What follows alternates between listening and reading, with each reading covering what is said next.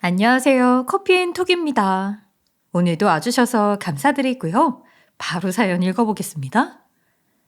예전엔 참 아들아들했는데 요즘은 딸딸하는 걸 보면 세상 참 많이 변했다는 생각이 들어요.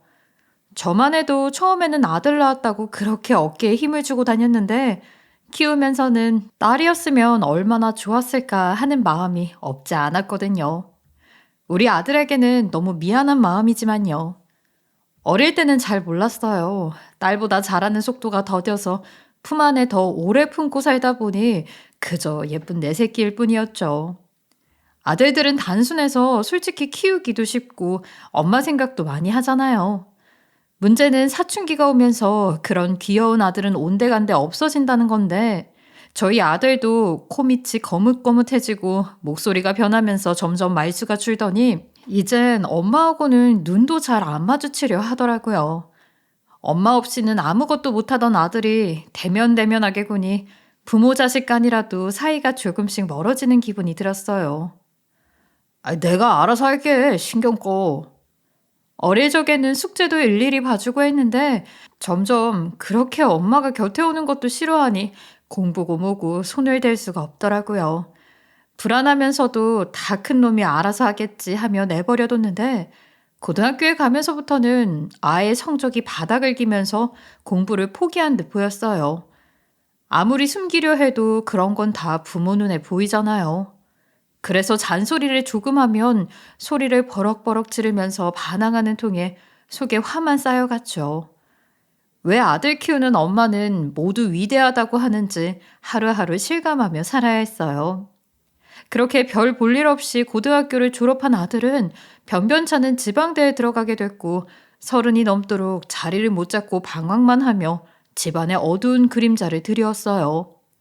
조그마한 사무실이라도 취직해서 착실하게 돈을 벌면 좋을 텐데 겨우 들어간 회사도 한 달이 못 되어 때려치우기를 반복하며 허송세월을 보내고 있었죠.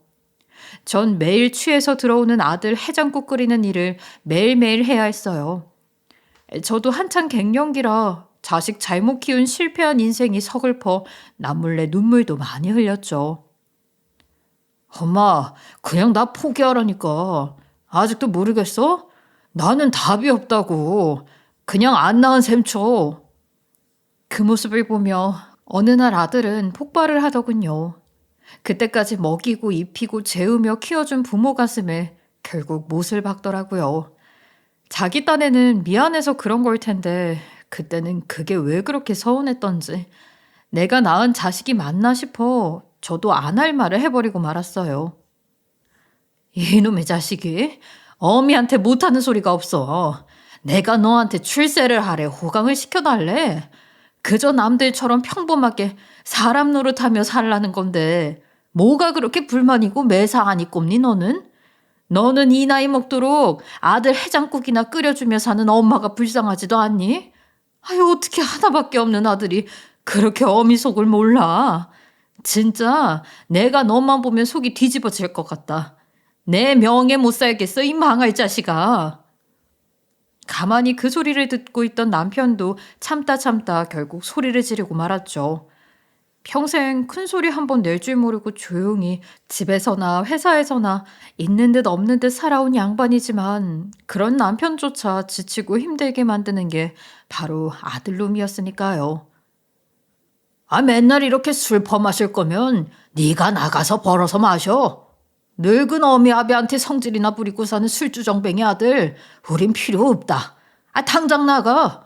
여태껏 사람 노릇도 못하는 너 키우느라 너네 엄마랑 나 이만큼 허리 휘었으면 됐다. 빨리 나가. 꼴도 보기 싫으니까. 남편은 아들 방에서 아들을 끌어내 결국 문 밖으로 쫓아냈어요. 문까지 걸어 잠그고 아들을 내쫓아 버렸죠. 돈 없고 오갈 데 없어야 절실함을 느끼고 집으로 들어와 사람 노릇 할 거라는 생각이었지만 생각 외로 아들은 순순히 내쫓기며 그 길로 집을 나가버리더라고요. 에이씨, 부모라고 해준 게 뭐가 있다고. 어차피 나도 이놈의 집구석 지긋지긋했어. 나간다고 나가. 다신 찾지 마세요. 그렇게 떠난 아들은 하루가 지나고 이틀이 지나도 처참하게 쫓겨난 그 문을 다시 두드리지 않았어요. 문을 단단히 잠글 필요도 도어록 비밀번호를 바꿀 필요도 없었죠.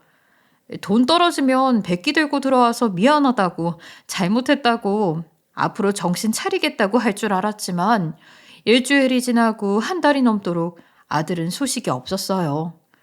어디에 가서 험한 꼴을 당하면서도 자존심 때문에 연락 못하는 건 아닌지, 아니면 철없는 놈이 사고라도 당한 건 아닌지 저는 점점 걱정되기 시작했고, 한 달이 되자 급기야 알아눕게 되었어요. 마음 약한 남편 역시 자기가 쫓아냈으면서도 어쩔 줄을 모르고 담배만 피워대며 마음을 졸여야 했죠. 제발 건강하게만 있어라. 아니, 살아만 있어라 하면서 모래를 씹는 심정으로 살아가고 있던 어느 날 드디어 아들에게 문자 한 통이 왔어요. 집을 떠난 지 꼭 2년 만의 일이었어요. 명절인데 찾아뵙지도 못하고 죄송합니다. 저는 잘 지내고 있어요. 걱정 마세요. 기운 없이 누워있다가 아들의 문자를 받은 저는 벌떡 일어나 앉았어요. 아들 덕분에 곧 명절이라는 것을 알게 될 만큼 의미 없이 하루하루 살아가고 있었는데 힘이 저절로 솟더라고요. 잘 지내고 있다니 얼마나 고마운지. 그 짧은 문자 한 통을 보고 또 보면서 하느님 감사합니다 하며 통곡을 하고 말았죠. 기쁘고 반가운 마음에 괜찮다고 잘 있으니 됐다고 가끔이라도 연락은 하라고 그 번호로 답장을 보냈지만 아들은 더 이상 답변이 없었어요. 혹시나 하는 마음에 통화 버튼을 눌러봤는데 절대 받지 않더라고요. 그렇게 1년에 2번 명절 때마다 아들은 잘 있다는 문자를 보내왔고 전 그때마다 답 없는 아들에게 상차림을 찍어서 보내며 보고 싶다는 답장을 남겼어요. 집 생각이나 돌아오길 바라는 마음에서요. 하지만 아들은 몇 년이 지나도록 문을 열고 집에 들어오진 않았죠. 그리고 설날을 며칠 앞둔 어느 날 집 앞에 커다란 선물 세트가 놓여 있더라고요. 택배 송장이나 메모도 없는 선물 세트여서 자세히 들여다봤더니 명품 한우 세트였어요. 대충 봐도 좋게 몇십만 원은 할 만한 상품이었죠. 그리고 상자 위에는 두툼한 봉투가 들어있었어요. 너무 두꺼워서 이게 뭔가 하고 열어보니 5만 원짜리 지폐가 빽빽하게 수백 장은 들어있더라고요. 놀라서 대충 세어보니 3천만 원인 것 같았어요. 아무래도 뉴스에서 보던 뇌물 같은 게 우리 집에 잘못 배달된 것 같아서 꺼림칙해서 집 밖에 다시 내어놨어요. 혹시 엉뚱한 사람이 가져갈까 몇 분에 한 번씩 내다보면서요.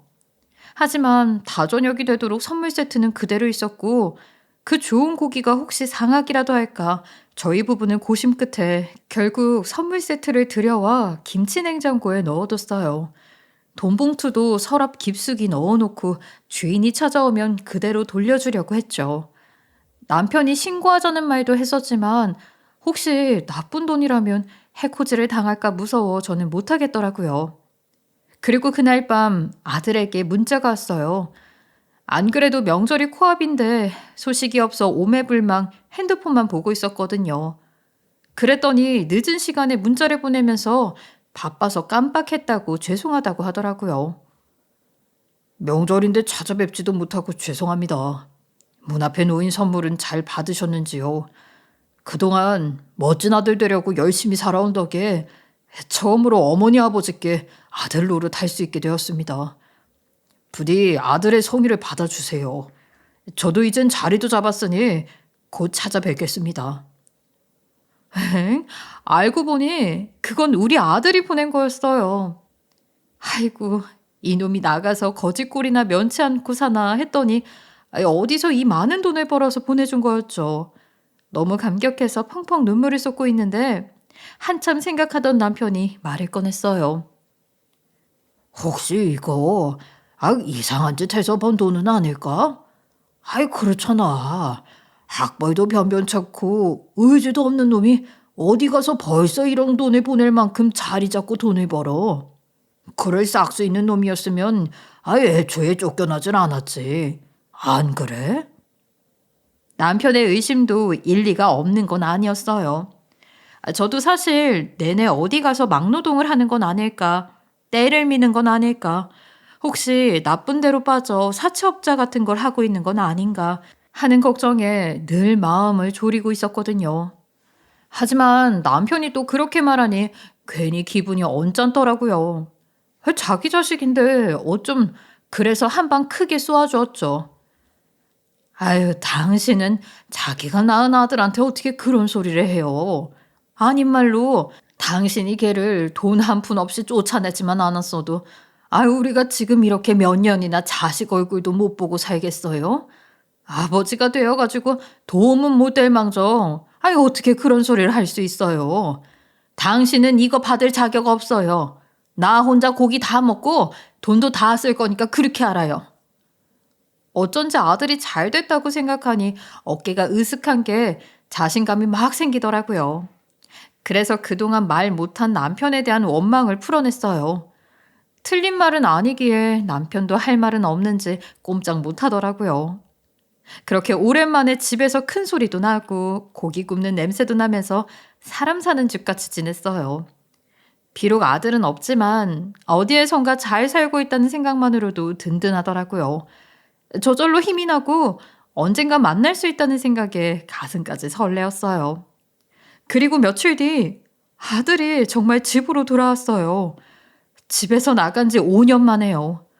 저는 저녁상을 차리다가 띵동 하는 소리를 들었을 때 직감적으로 아들 있구나를 느꼈어요. 이게 바로 엄마의 마음이겠죠? 내 자식이 다가오는 기운까지 느낄 수 있는 그런 마음이요. 엄마, 아버지, 저 왔어요. 아들 목소리가 들리자마자 저는 계란에 붙이던 뒤지개를 던져버리고 맨발로 현관까지 단숨에 달려가 문을 열어줬어요. 마치 전쟁에 나갔다 살아 돌아온 아들을 본 것처럼 한 걸음에 달려가 아들을 안아주었죠. 아들 품에 안겨 주룩주룩 눈물을 흘리면서요. 5년 만에 따뜻한 밥을 아들에게 해먹이면서 우리 부부는 지난 5년간 아들이 고생한 이야기를 가슴 아프게 들어야 했어요. 걸신 들린 사람처럼 밥 두 그릇을 순식간에 해치우는 아들과 달리 저희는 한 숟갈도 목구멍으로 들어가지 않더라고요. 엄마 된장찌개가 얼마나 먹고 싶던지 그거 빼고는 다 잘 지냈으니까 걱정 마세요. 아들 이야기를 들어보니 집에서 나간 그 해에는 한 달 넘게 길에서 자면서 정말 거지꼴로 살았다고 하더라고요. 그러다가 운 좋게 일을 구해 알바도 하고 막노동도 하면서 찜질방에서 잘 수 있었고 우연히 배를 타게 되어 몇 달간 배에서 먹고 자면서 명태 잡아 돈도 꽤 벌었었대요.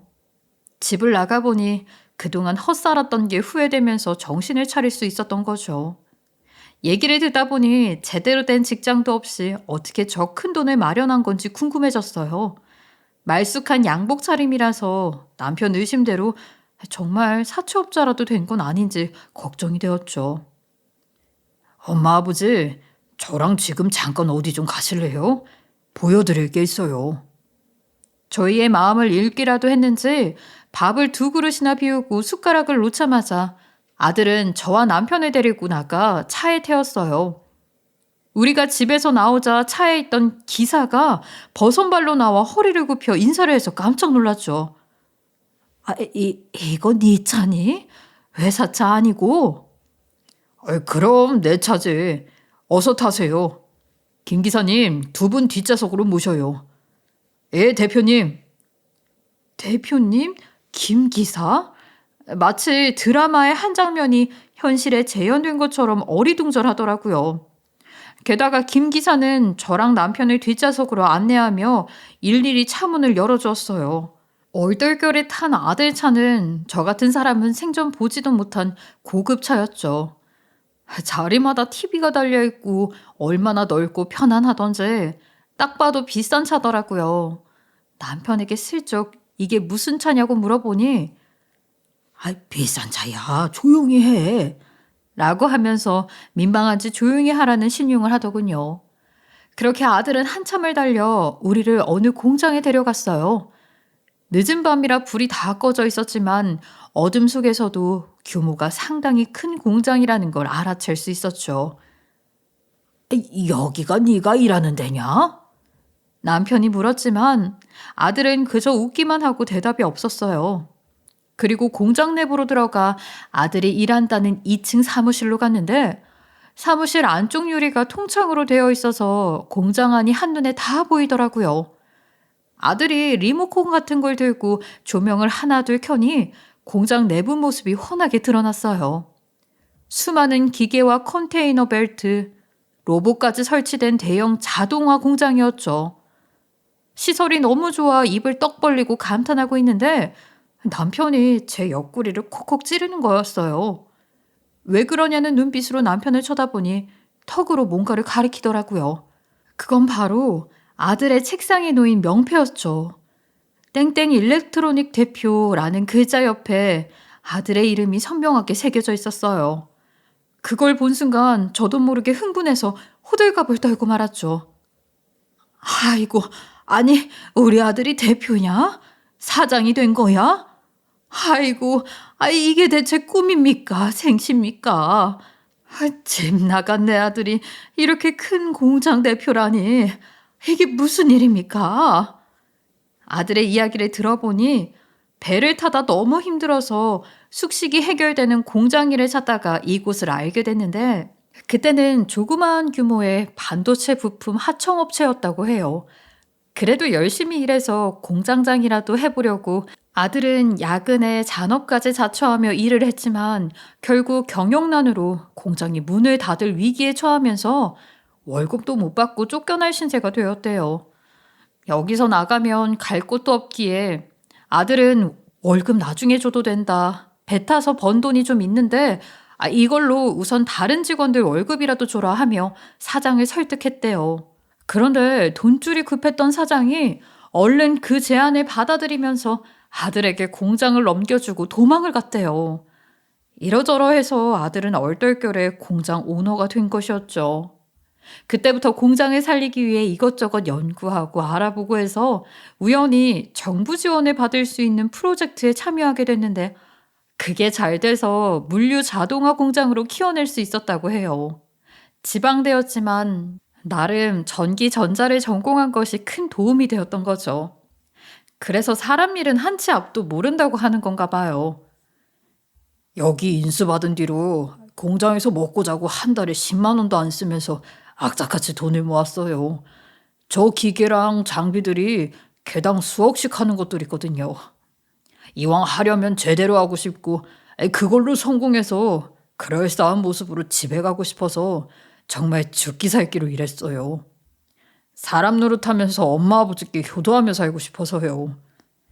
조용히 눈물을 흘리는 아들을 보니 가슴이 찢어질 것 같이 아프더라고요. 부모에게까지 버림받은 자기 처지가 얼마나 서글펐으면 그 고생을 하면서 여기까지 왔을까 너무 짠했어요. 그러면서도 한편으로는 환골탈태한 아들 덕분에 대표님 어머님 소리까지 듣게 되어 너무 좋더라고요. 이런 게 인생 반전이구나 싶은 게 구름 위를 날아다니는 것처럼 행복했어요. 그리고 얼마 뒤 아들은 우리 부부를 고급 한식당에 초대해 진지하게 만나고 있다는 며느리감을 소개했어요. 딱 봐도 아들보다 나이가 위인 듯 성숙해 배더니 정말 4살이나 연상이라고 하더라고요. 공장에서 처음 만났어요. 힘들고 지쳐있을 때 정말 큰 힘이 되어준 친구예요. 이렇게 마음 잡고 사람답게 살 수 있었던 게 다 이 사람 때문이에요. 처음에 내가 고아라고 했는데도 나랑 결혼하겠다고 한 사람이니까 믿으셔도 될 거예요. 아들이 그렇게 말해서 그런지 며느리가 참 고맙고 예쁘게 보이더라고요. 이젠 아들이 하는 거는 다 맞고 다 대단해 보여서 반대할 이유가 없었어요. 남편도 제 맘과 같은 눈치였고요. 쫓겨났다 5년 만에 돌아온 아들이 대표가 됐다고 하니 갑자기 마음이 변한 것 같아서 속물처럼 느껴지기도 했지만 그래도 계속 서로 답답해하며 원망만 하고 사는 것보다는 이렇게 서로 믿고 의지하며 사는 게 좋겠다 싶어 저는 아들이 하는 일에 어지간하면 토시 하나 달지 않고 무조건 응원해줬어요. 댁까지 이 차 타고 가시면 됩니다. 제가 잘 모시겠습니다. 그렇게 며느리감과의 상견례를 끝내고 집으로 돌아가는데 아들이 자기 차를 타고 가라고 했어요. 자기는 며느리 차를 함께 타고 가면 된다고요. 눈치를 보니 이미 둘이 살림을 합쳐 함께 살고 있는 것 같더라고요. 그래서 알았다고 하고 김 기사가 운전하는 아들 차를 타고 편안하게 집으로 오게 됐어요. 며느리를 보고 기분이 들떠있던 저는 가만히 갈 수가 없어서 괜히 김 기사에게 이것저것 물으며 말을 걸었어요. 공장이 정말 잘 되냐, 아들이 직원들한테는 잘하냐 라는 질문부터 며느리하고는 잘 어울리는 것 같냐 라는 시답잖은 이야기까지 나누었죠. 사실 아들은 이제 너무 높게 느껴져 사소한 질문하기가 좀 그런데 김 기사는 나이도 그렇고 아들 같아서 말이 편하게 나오더라고요. 사실은 대표님하고 같은 대학에 다녔었습니다. 제가 고아 출신이거든요. 아무리 지방대라고 혼자 벌어가며 다니는 게 너무 버거워서 2년 겨우 다니다 중퇴하고 조그만 세차장에 취직했는데 대표님이 어느 날 연락을 주시더니 같이 일해보자고 하시더라고요. 믿을 만한 사람이 필요하다면서요. 그래서 이렇게 기사 일도 하고 같이 공장 운영하는 것도 논의하면서 일하고 있습니다. 대표님이 얼마나 잘 챙겨주시는지 덕분에 집도 사고 장가도 가서 이제 딸이 둘이나 되는 아빠가 됐습니다. 다 대표님 덕분이죠. 어쩐지 유독 정이 가고 마음이 편하더라니 김 기사는 아들 친구였어요. 잘 됐다 싶어 저는 바쁜 아들보다 김 기사랑 더 가깝게 지냈어요. 큰일하는 아들한테 일일이 반찬 받으러 나오라고 하지 않아도 되고 잘 살고 있는지 소식도 들을 수 있어서 좋더라고요. 가끔은 진짜 별일도 없이 불러서 밥을 먹이면서 아들 대신 살갑게 김 기사에게 엄마 노릇하는 게 제 낙이었어요. 어머니, 제가 어머님 모시고 좋은 데 가서 대접해드리고 싶은데 언제 시간 괜찮으세요? 며칠 뒤 예비 며느리는 저에게 전화를 걸어 식사 대접을 하고 싶다고 했어요. 여자들끼리 친해지면 좋겠다 싶어 전 바로 다음날 약속을 잡고 며느리를 만나러 나갔죠. 그래도 시어머니인데 며느리한테 추하게 보이긴 싫어서 아들이 준 용돈으로 백화점 가서 가방이랑 구두까지 사서 말이에요. 멋진 레스토랑에서 따로 만난 며느리는 처음 봤을 때보다 훨씬 편안한 모습이더라고요. 아무래도 저하고 둘이만 있어서 그랬는지 생글생글 잘 웃어서 너무 좋았어요. 38이라는 나이가 무색하게 화사하고 고생한 티도 안 나더라고요. 이러니 우리 아들이 반했지 싶어 더 예쁘게 보였어요. 어머니도 아시다시피 그 사람 전기전자 전공이지 경영 쪽은 전문이 아니잖아요. 그래서 종종 힘들어할 때가 있어요. 규모가 커질수록 기초가 없는 게 느껴진대요. 그렇다고 이제 와서 따로 공부하기엔 그 사람이 신경 써야 할 일이 너무 많아서 제가 대신 공부를 해볼까 생각하고 있어요. 결혼하고 대학원 다니면서 채워주려고요. 저도 이제 한 식구인데 도움이 돼야죠. 며느리는 제가 생각한 것보다 훨씬 더 똑똑하고 야무진 아이였어요. 나이가 많아 30 들었을 줄 알았지만 큰일하는 아들 내조를 톡톡히 할 것 같더라고요. 어디서 이런 복덩이를 얻었나 아들이 더 기특해 보였어요. 며느리랑 이런저런 얘기를 하다 보니 저도 마음이 편해졌는지 이것저것 궁금한 것을 묻게 됐어요. 특히 아이 얘기가 궁금했죠. 사실 아들은 며느리와 처음 만난 날 누가 묻지도 않았는데 자기는 아이를 안 낳겠다. 죄송하지만 손주는 안겨드릴 수 없다라고 그랬거든요. 바쁘니까 며느리가 나이가 있으니까 배려해서 그런가 보다 하고 대수롭지 않게 넘겼는데 며느리를 만나보니 몸도 마음도 건강한 게 아이를 낳아도 10명은 낳을 수 있을 것 같았어요. 그래서 조심스럽게 물어봤죠. 그랬더니 며느리는 수줍게 웃으면서 말하더라고요. 아마 저 생각해서 그랬던 것 같아요. 저는 아무 상관없어요, 어머니. 아이가 생기면 고맙고 아니어도 전혀 불만 없어요. 그 사람하고 둘이서 회사 잘 키우면서 행복하게 살면 되니까요. 이런저런 생각이 많은 사람이라 그렇게 얘기한 거니까 너무 섭섭해하지 마세요. 운명에 맡겨야죠 뭐. 어쩌면 말도 그렇게 현명하게 하는지 이렇게 슬기로운 며느리가 곁에 있고 아들이 마음 잡아 잘 살고 있는데 무슨 걱정이고 무슨 욕심일까 싶었죠. 그래서 둘을 믿고 저 역시 운명에 맡기기로 했어요. 이후 아들과 며느리는 결혼식을 올리고 결혼 전보다 더 사업을 키우며 금실 좋게 잘 지냈어요. 자주는 못 봐도 한 달에 한 번은 며느리랑 밥도 먹고 쇼핑도 하면서 고부간에 재미있게 지냈죠. 아들은 너무 바빠 얼굴 볼 새도 없었지만 명절이나 우리 생일에는 잠깐이라도 꼭 얼굴을 비추고 갔어요. 두툼한 봉투와 함께요. 가끔 보는 아들 대신 우리 부부는 며느리는 물론 김 기사까지 식구처럼 챙기며 자주 보고 지냈어요. 하도 제가 자주 부르니까 아들은 김 기사를 아예 며느리 기사로 붙여주고 자기 기사는 새로 뽑아 쓰더라고요. 말수는 적어도 자기 식구는 끔찍하게 챙기는 아이니까요. 그렇게 1년이 지난 어느 날 며느리와 점심 먹고 백화점 쇼핑을 하는데 며느리가 그날따라 더 생글생글하면서 할 말이 있다고 입을 열더라고요. 어머니, 저 기쁜 소식 하나 들고 왔는데. 기쁜 소식? 뭔데? 말해봐. 이번에 또 큰 계약 성사됐니? 그것보다 더 기쁜 소식이에요. 어머니, 저 임신했어요. 그날 저는 속이 더부룩해서 시원한 냉면을 먹었는데요. 며느리의 이야기를 듣고 저도 모르게 면을 호로록 삼켜버려 사례가 들었지 뭐예요. 그 정도로 생각지도 못한 이야기라 놀라우면서도 너무 좋아 입이 다물어지지 않더라고요. 며느리는 바쁜 아들에게는 천천히 이야기하겠다며 저에게 가장 먼저 알리는 거라 했어요.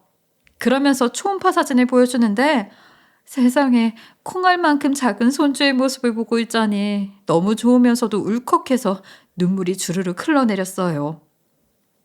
아이고 내 며느리 잘했다. 장하다.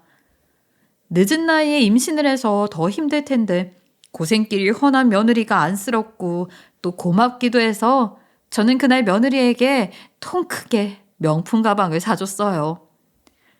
우리 복덩어리 잘 품어서 건강하게만 낳아다오. 내가 다 키워줄 테니까 걱정 말고. 알았지? 사는 게 이렇게 즐겁고 행복해도 되는 걸까요? 저는 그 순간 무한한 행복을 느끼며 그동안 고생한 날들을 한순간에 잊을 수 있었어요. 그야말로 오늘 죽어도 여한이 없는 날이었죠. 그래도 바쁜 아들 며느리 대신 손주 키워주려면 죽으면 안 됐지만 말이에요. 그 길로 저는 집에 돌아와 잔치 준비를 했어요.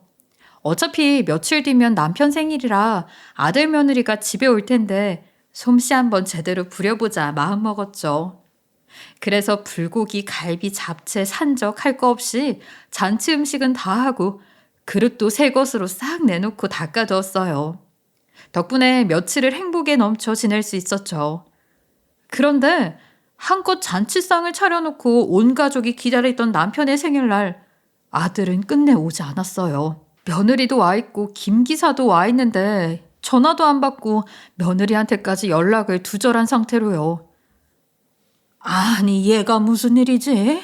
분명히 며칠 전에도 아버지 생신이라고 꼭 들르겠다고 했었는데 아이 대체 무슨 일이래? 한참을 전화해도 안 받으니 며느리가 걱정이 됐는지 얼굴이 새하얗게 변했더라고요. 가족 같은 김 기사도 마찬가지로요. 이러다간 홀몸도 아닌 며느리 잡겠다 싶어 전 먼저 먹자고 말했어요. 아이, 안 되겠다. 우리 먼저 먹자. 무슨 급한 일이 생긴 거겠지. 설마 나쁜 일은 아닐 테니까 아이 걱정 말고 어서 먹자. 내가 우리 며느리 좋아하는 잡채랑 김 기사 좋아하는 갈비랑 맛있게 했으니까 얼른 먹고 다 같이 공장에 가보자. 응? 그렇게 며느리와 김 기사를 달래고 밥을 먹기 시작했는데 갑자기 현관문을 열고 아들이 들어왔어요. 아이 그건 들어오는 게 아니고 미친 듯이 돌진하는 거였어요. 마치 적을 만난 코뿔소처럼 앞만 보고 달려들었죠. 모두들 놀라 숟가락을 든 채로 얼어붙어 있는데 아들이 빽빽 소리를 치기 시작했어요. 아들 손에는 산부인과에서 받아온 임신 확인서와 초음파 사진들이 있었는데 그걸 밥상 위에서 박박 찢어가며 완전히 이성을 잃은 모습을 보였죠. 뭐? 누구? 누가 임신을 해? 누구한테 애가 생겨? 내가 말했지. 애 없이 둘만 살자고. 그게 무슨 의미인 줄 몰라? 너 도대체 어떤 놈이랑 붙어먹은 거야? 내가 오늘 어디 다녀온 줄 알아?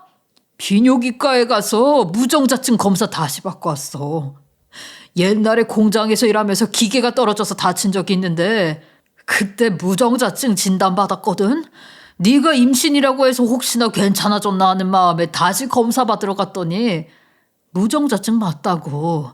나는 그 기능이 완전히 정지해서 절대 나아질 수 없는 케이스라는데. 그런데 네가 임신을 했어. 그럼 내가 어떻게 해야겠냐? 네가 갔다는 산부인과에 갔지. 그리고 막 따졌지. 장난하냐? 남편이 무정자증인데 무슨 임신이냐? 잘못 진단한 거 아니냐 했더니 이미 태아가 이렇게 크고 자라고 있는데 무슨 소리냐고 하더라. 그러면서 간호사들이 수군대는 거야. 저번에 같이 온 남편 아닌지 않냐고. 남편인 거 증명해보라고. 참나. 너 대체 누구랑 임신 확인하러 갔었던 거냐? 어떤 새끼 애를 가진 거야 지금? 흥분을 한 아들은 5년 전 허구한 날 술이나 먹고 취직도 못해서 집에서 쫓겨난 그때 그 모습 그대로였어요. 저와 남편은 과거의 트라우마로 공포에 떨고 있었고 며느리는 아들이 모든 걸 알고 있자 두려움이 앞서 하얗게 떨고 있었죠. 그 모습을 보니 아들이 말한 게 모두 사실인 것 같더라고요. 그 모습을 보고 아들은 화가 솟구쳐 손을 덜덜덜 떨면서 며느리 뺨을 올렸어요. 그러고도 분을 사귀지 못하고 다시 손을 대자 갑자기 김 기사가 몸을 던져 그 팔을 잡았어요. 그만해. 임신한 사람이잖아. 진정하고 말로 해 말로. 제발. 그러자 아들은 더 무섭게 화를 내기 시작했어요. 그만하라고? 너 같으면 그만하겠냐? 너도 잘 알잖아. 공장에서 먹고 자고 거지같이 살 때부터 서로만 믿고 여기까지 왔어. 둘 다 가진 거 배운 거 없이 오직 성공해보자는 일념으로 여기까지 와서 이제 좀 살만해졌는데 바람을 피워? 그리고 애까지 가졌다고? 내가 쟤한테 넘겨준 지분이랑 재산이 얼만데 그렇게 믿고 다 줬는데 어떻게 나한테. 당장 친부가 누군지 말해. 당장. 우리가 지금 당장 가서 그 자식 목을 비틀어 놓을 테니까 빨리 말 못해? 아들이 폭주하자 며느리는 거의 혼비백산지경이 되었고 이러다 저는 며느리도 손주도 잡겠다 싶어 저는 정신을 차리고 아들을 말렸어요. 아이고, 얘 제발 좀 참아라. 뭐가 잘못됐겠지. 네가 뭘 잘못 알고 왔겠지. 홀몸도 아닌데 이러다가 정말 큰일 치러. 침착하게 우리 얘기하자. 응? 하지만 저의 만류에도 아들은 그만둘 생각이 없었어요. 안 그래도 사고로 무정자증이 된 후로 비관하며 살았을 텐데 밑도 끝도 없이 며느리가 임신을 했다고 하니 얼마나 놀랐겠어요. 엄마, 제가 진정하게 생겼어요? 어제 임신했다는 얘기 듣고 내가 얼마나 충격을 받았는데 그래도 의심은 안 했어. 설마 날 배신했을 거라고는 눈꼽만큼도 생각한 적 없으니까. 혹시나 내가 좋아진 건 아닐까 하고 기대하면서 오늘 병원에 다녀왔다고요. 그랬더니 너무나 명백하게 이게 날 완전히 속여온 걸 알게 된 거야. 의학적으로도 불가능한 일을 해놓고 뻔뻔하게 우리 아버지 생일이라고 찾아와 앉아있어? 네가 사람이니? 빨리 친부가 누군지 말해. 안 말하면 오늘 여기서 너 죽고 나 죽는 거니까 그렇게 알아. 격분한 아들은 주위를 둘러보더니 식탁 의자를 들어 식탁으로 집어 던지려고 했어요. 그때 다시 김 기사가 나타나 아들을 제지하며 갑자기 눈물을 흘리더라고요. 나야 나라고. 내가 죽을 죄를 졌다. 미안해. 김 기사의 고백에 모두들 충격에 휩싸였어요. 그러니까 며느리가 임신한 아이의 친부가 바로 김 기사라는 이야기였어요. 우리 부부는 너무 놀라 입만 벌린 채로 아무 말도 못했고 아들 역시 한 번도 상상해보지 못했는지 부들부들 떨면서 놀라 주저앉더라고요.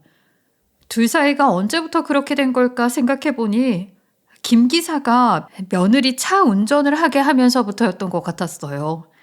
대학원 다니랴, 아들 일 도우며 회사 이사로 일하랴 바빴던 며느리가 언제 또 바람을 피웠겠어요. 노상 붙어 다닌 김 기사와 그랬다면 그건 말이 되는 거였죠. 차라리 모르는 놈이랑 만나지 그랬어. 왜 내 친구랑, 그것도 처자식이 있는 유부남이랑. 그때 거의 혼절해서 누워있던 며느리가 벌떡 일어났어요. 김 기사가 유부남인 걸 몰랐던 거였죠. 유부남이었어? 그래 놓고 감히 대표 부인을 꼬드겨? 어떡할 거야? 나 어떡할 거야? 내 인생 어떡할 거야? 그 와중에 가장 황당한 것은 바로 며느리였죠. 얼마나 놀랐는지 시부모와 남편이 있는 데서 김 기사를 붙들고 발악을 하더라고요. 그 모습이 참 사람의 탈을 쓴 짐승 같아서 저는 오만정이 다 떨어졌어요. 그렇게 우리가 모두 정신을 잃고 막장 드라마를 펼치고 있을 때 갑자기 남편이 일어나 김 기사의 몸을 마구 뒤지더니 차키를 찾아내더라고요. 왜 저러나 싶었는데 알고 보니 증거를 확보하기 위한 행동이었어요. 이 차 우리 아들 거니까 차키 가져간다고 넌 할 말 없겠지? 여기 블랙박스에 너희들이 한 더러운 짓이 그대로 담겨 있을 테니 아주 각오들 다 한다니 해. 내 아들 인생 망친 것들 내가 아주 피눈물 나게 해줄 테니까. 남편은 5년 전 아들을 쫓아낸 것에 대한 빚을 갚는 듯 결정적인 순간에 결정적인 행동으로 아버지 노릇을 톡톡히 했죠. 결국 남편의 활약으로 아들은 며느리와 김 기사의 불륜 행각을 증거로 확보하고 며느리의 이사 지위를 박탈해 회사에서 쫓아낼 수 있었어요. 물론 김 기사도 마찬가지였죠. 폭풍 같은 그날이 지나고 아들은 며느리와 헤어졌어요. 참 아이러니하게도 아들 회사는 그 후에 더 커져서 공장을 2개나 더 세우게 됐어요. 그리고 얼마 지나지 않아 검사 며느리와 재혼하게 되었죠. 물론 그동안 맨몸으로 쫓겨난 며느리와 김 기사가 가만히 있던 건 아니었어요. 김 기사가 우리 집까지 찾아와 어머니 아버지 한 번만 살려주세요. 애들하고 집도 절도 없이 쫓겨나게 생겼어요. 라며 무릎 꿇고 빌기까지 했지만 아들처럼 생각하고 잘해준 게 억울해서 더 야박하게 쫓아냈어요. 며느리도 한 번 찾아왔었어요. 아기 기저귀 살 돈도 없다며 문 앞에서 울고불고 하는데 소금을 확 뿌리기 전에 얼른 가라고 소리를 질러줬죠. 사모님 소리 듣고 잘 살 수 있는 네 복을 네가 스스로 찬 거야. 네 자식 생각해서라도 평생 사죄하는 마음으로 살아. 자식한테 아무것도 못해주는 어미처럼 괴로운 게 어디 있는지 뼛속까지 느끼면서 살고 다시 오지 마라. 어쩌면 자식 있는 어미한테는 그게 가장 큰 복수겠죠. 한때 자식을 내치고 살아도 사는 게 아니었던 우리 부부가 그 누구보다 그걸 잘 알지 않겠어요. 부모로서 아무것도 못해주는 고통을 느끼면서 부디 며느리가 반성하며 살길 바랍니다. 김 기사도 마찬가지고요. 저도 부모라 제 자식 가슴 아프게 한 것들 다 원수로 여겨지네요. 다시는 이런 일 없이 우리 아들이 행복하게 살길 바라면서 사연 들어주신 여러분께 감사합니다. 지금까지 커피앤톡이었습니다. 오늘도 끝까지 함께 해주셔서 감사하고요. 다음 영상으로 또 찾아뵙겠습니다.